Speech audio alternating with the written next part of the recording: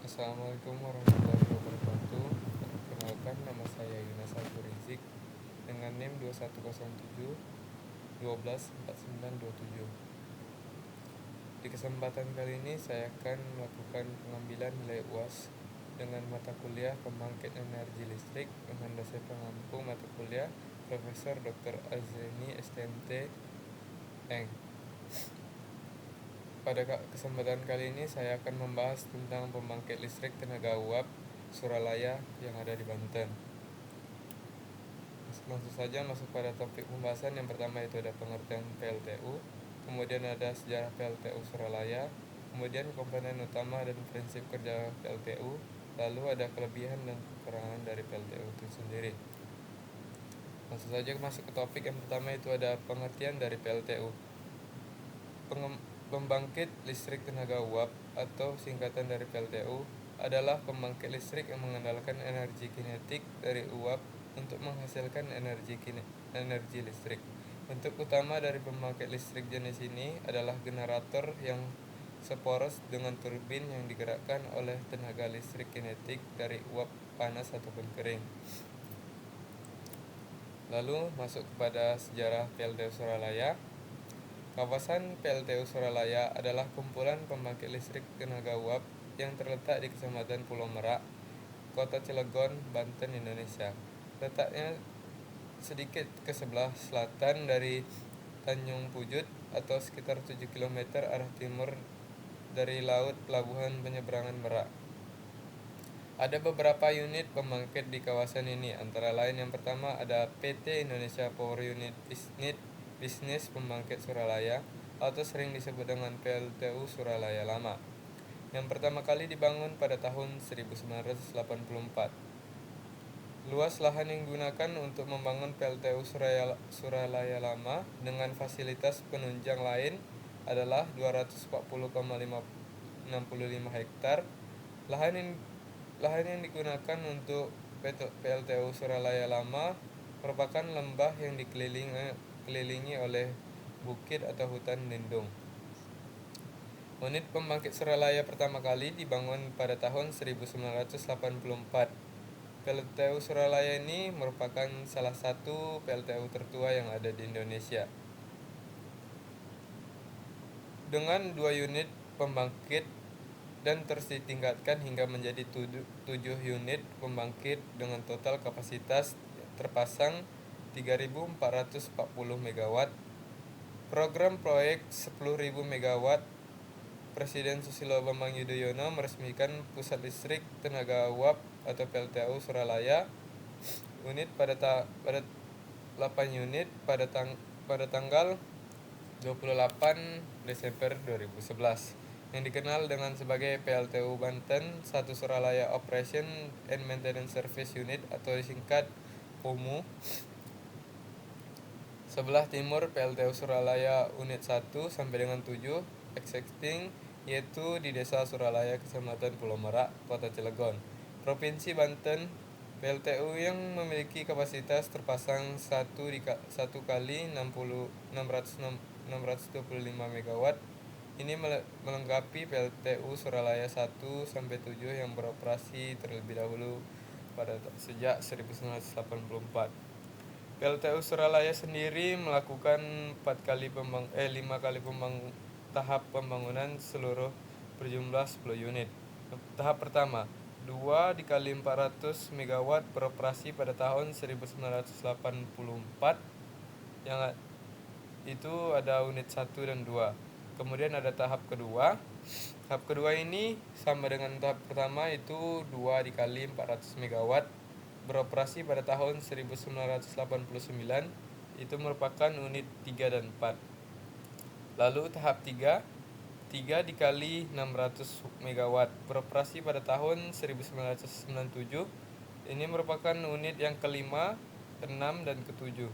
Lalu tahap keempat itu 1 dikali 620 MW beroperasi pada tahun 2011, ini merupakan unit yang ke-8. Lalu ke tahap yang terakhir itu tahap kelima, itu 2 dikali 1000 MW mulai dibangun pada tahun 2020, ini merupakan unit ke-9 dan ke-10. Lalu kita masuk kepada komponen utama dari PLTU. Yang pertama ada boiler. Boiler adalah suatu perangkat mesin yang berfungsi untuk merubah air menjadi uap. Proses pengubahan air menjadi uap dilakukan dengan memanaskan air yang berada di pipa-pipa dengan panas hasil pembakaran bahan bakar, atau di PLTU Suralaya ini menggunakan batu bara. Proses pembakaran dilakukan secara kontinu di dalam ruangan bakar dengan mengalirkan bahan bakar dan udara dari luar. Uap yang dihasilkan adalah uap superheat dengan tekanan temperatur tinggi. Lalu kita masuk kepada komponen kedua, yaitu turbin. Turbin uap berfungsi untuk merubah energi panas yang terkandung dalam uap menjadi gerakan memutar atau putaran.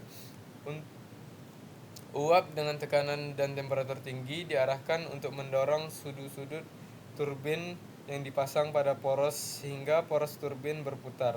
Akibat melakukan kerja di turbin, tekanan dan temperatur uap keluar turbin turun hingga di turbin tekanan temperatur uap keluar hingga menjadi uap basah. Uap ini kemudian dialirkan ke kondensor, sedangkan tenaga putar yang dihasilkan digunakan untuk memutar generator. Saat ini hampir semua mesin turbin uap adalah jenis turbin condensing atau uap keluar turbin exhaust system dialirkan ke kondensor. Ini merupakan gambar dari alat dari kondensor itu sendiri. Lalu kita masuk ke komponen ketiga, yaitu ada kondensor.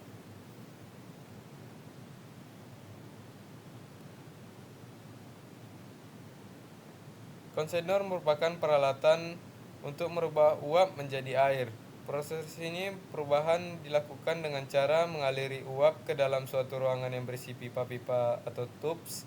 Uap yang mengalir di luar pipa-pipa, sedangkan air sebagai pendingin mengalir di dalam pipa-pipa. Kondensor seperti disebut dengan surface atau tubes kondensor sebagai pendingin air sungai atau air laut. Ini merupakan dari alat dari kondensor itu sendiri atau komponen kondensor itu sendiri. Lalu terakhir masuk pada komponen terakhir, yaitu generator. Tujuan utama dari kegiatan PLTU ini adalah energi listrik. Energi listrik dihasilkan peralatan pembangkit listrik disebut dengan generator. Generator berfungsi mengubah energi mekanik berupa putaran menjadi energi listrik dengan menerapkan prinsip induksi magnetik. Next, kita masuk kepada prinsip kerja dari PLTU. Prinsip kerja dari PLTU adalah dengan menggunakan siklus-siklus uap air yang merupakan suatu sistem tertutup air dari kondendat atau air dari hasil proses pengkondensasian di kondensor, dan make up water atau air yang dimurnikan dipompa oleh kondendat ke pemanas tekanan rendah. Di sini air dipanasi kemudian dimasuki oleh deator untuk menghilangkan oksigen. Kemudian air dipompa oleh boiler feed water pump masuk ke economizer. Dari economizer yang selanjutnya dialiri ke pipa panas tube atau boiler. Ini adalah proses konversi energi PLTU. Bahan bakar lalu masuk ke boiler, energi kimia menjadi energi panas, lalu mengubah menjadi uap, langsung masuk ke turbin. Turbin ini berfungsi sebagai mengubah energi panas menjadi energi mekanik melalui poros, langsung ada masuk kepada generator yang mengubah energi mekanik menjadi energi listrik. Pada tubes, air dipanasi berbentuk uap Air ini dikumpulkan kembali pada sistem drum. Kemudian dipanaskan lebih lanjut pada superheater sudah berubah menjadi uap kering yang mempunyai tekanan dan temperatur tinggi. Dan selanjutnya uap ini akan digunakan untuk menggerakkan sudu turbin tekanan tinggi. Untuk sudu turbin menggerakkan proses poros turbin, hasil dari putaran poros turbin kemudian memutar poros generator yang menghubungkan dengan kopling. Dari putaran menghasilkan energi listrik. Energi listrik yang dihasilkan dari generator akan disalurkan dan didistribusikan lebih lanjut ke pelanggan. Lalu kita masuk ke unggulan dan kekurangan dari PLTU. Berikut merupakan keunggulan dan kelemahan dari PLTU. Keunggulan dari pembangkit tenaga uap yang pertama, dapat dioperasikan menggunakan berbagai jenis bahan bakar, padat, cair, dan gas. Yang kedua, dapat dibangun dengan kapasitas bervariasi. Yang ketiga, dapat beroperasi dengan variasi pembebanan. Yang keempat, daya yang relatif lebih besar. Yang kelima, usai pakai atau lifetime lebih lama. Langsung kita masuk kepada kelemahan pembangkit tenaga listrik uap. Yang pertama, satu, sangat tergantung pada tersedia pemasukan bahan bakar seperti batu bara. Tidak dapat beroperasi atau start tanpa pemasukan listrik dari luar. Yang ketiga, memerlukan ketersediaan air pendingin yang sangat banyak secara terus-menerus. Yang kelima, investasi awal yang mahal. Sekian presentasi dari saya, lebih dan kurang saya mohon maaf. Saya tutup. Assalamualaikum warahmatullahi wabarakatuh.